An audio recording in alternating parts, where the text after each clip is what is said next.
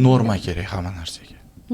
No, g'ayrat игровой industriyani o'ziga ham chiqarib tashladi unaqa bema'ni anaqalarni, по-моему, bor. Faqat yaxshilari qoldi hozir mana. Yo'q, endi bor aka. Yo'q emas, bor. Bemaza narsalar bor. Hamma narsa normada bo'lgani yaxshi-da.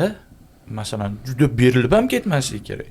Uzoqlashib ham ketmasligi kerak. Bu normani saqlash kerak.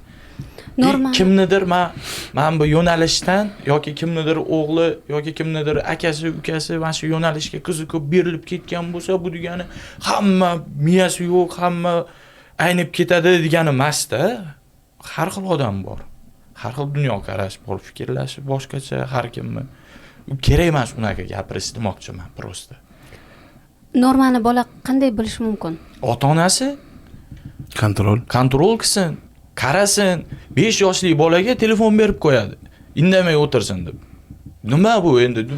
Unga telefonni o'zi berib turib, boshqa birovni ayblashi nima deyish kerak buni?